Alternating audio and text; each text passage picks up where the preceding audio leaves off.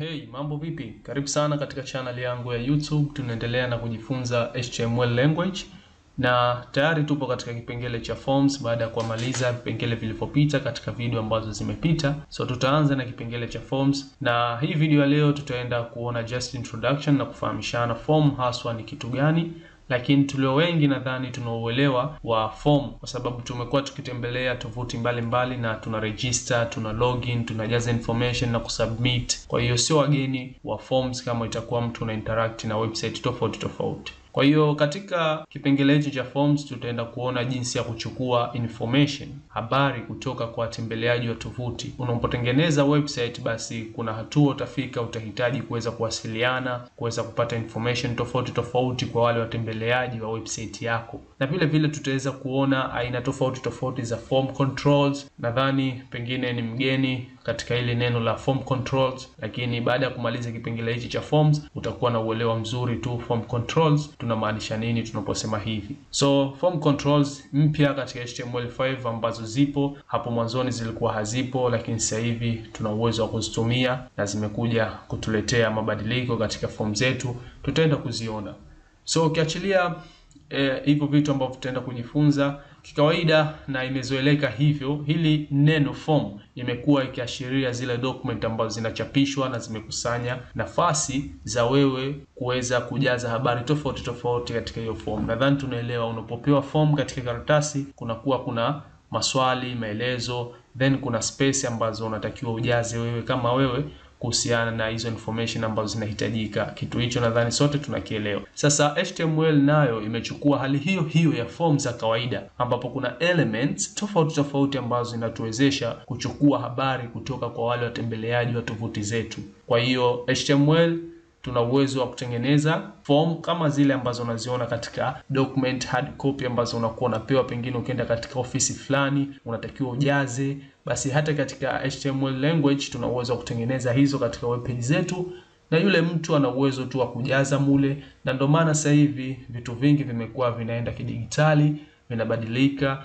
Makaratasi yamekuwa yakipungua, process zile za kuchakata makaratasi zimekuwa zikipungua sana kwa sababu zinatumika hizi website, web page kuweza kujaza form tofauti za kazi tofauti. Nadhani utakuwa umeweza kupata hii concept ya form.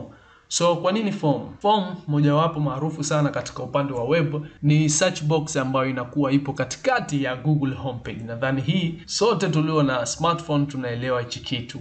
Google homepage ukiingia tu pale unakutana na ile box kati pale ambayo inakuruhusu wewe kuweza kutype, kuandika na kuweza kusearch kitu chochote kile katika web. Form inakuwezesha wewe mtumiaji kufanya mambo mbalimbali online.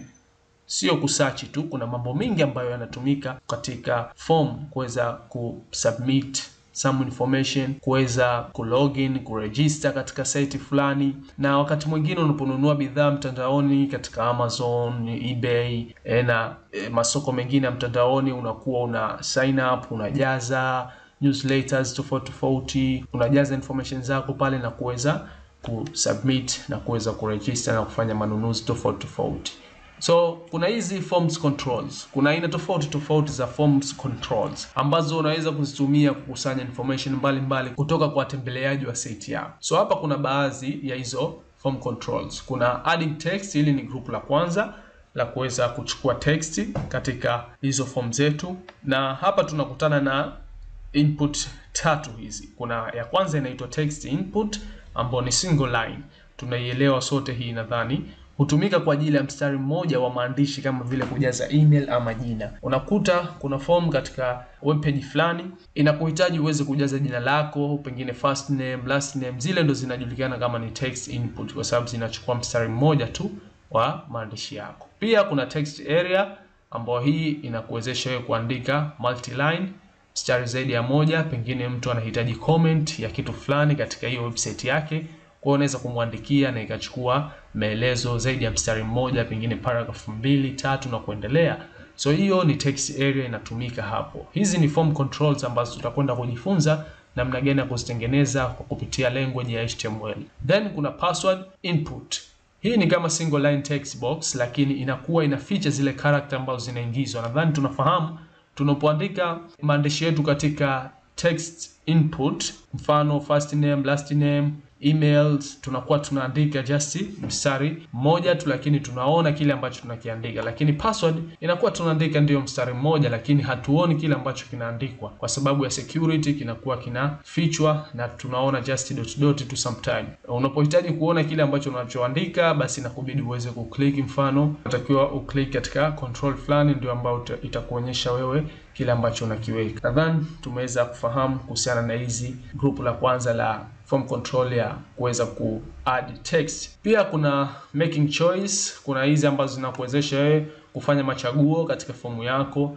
Kuna radio buttons, kuna checkbox, kuna drop down boxes. Vyote hivi tutaenda kuvifanya na tutaweza kuviona katika video ambazo zitafuata. Tutakuwa tukiangalia kitu kimoja kwenda kingine. So radio buttons zinaonekana kama hivi, nadhani tunauelewa nazo. Kama tayari umeshakuwa ukijaza form mbalimbali katika site mbalimbali, basi unakutana na vitu kama hivi ambapo unachagua tu options moja tu, hapa unatakiwa uchague.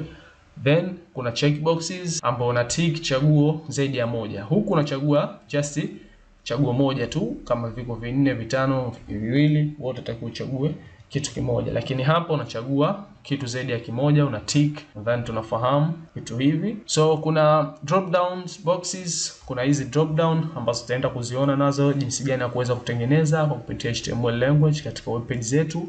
Then kuna hili group la tatu, submitting forms.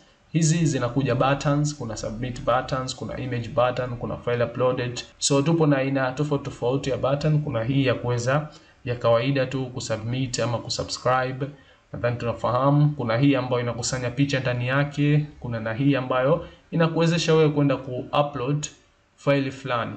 Kwa zote hizi ni form controls, ni input ambazo zinatumika katika form ku take informations na kufanya mambo mbalimbali katika form zetu. Nadhani baada ya kufikia hapa katika hivi vipengele vitatu ambavyo vinajenga ile form controls, na zipo na nyingine ambazo hapa sijaziweka, tutakuja kuziona tutakapokuwa tunajifunza katika HTML language, tutakapokuwa tuna code. So nadhani umeweza kupata ile concept ya form kabla ya kuanza kutengeneza katika web page zetu. Nadhani katika video hii tuishie hapa. Katika video ambayo itafuata tutakuja kujifunza kitu kingine kidogo tu. Then baada ya hapo tutakwenda kuingia katika editor yetu na kuanza kucode HTML language yetu kuweza kutengeneza hivi vitu ambavyo tumekusudia kujifunza katika hichi kipengele cha forms. So kama una maswali yoyote, ningeomba uweke katika comment, na kama hujasubscribe channel yangu ningeomba subscribe, share na wengine nao wapate kujifunza. Tukutane katika video hiyo ambayo itafuata.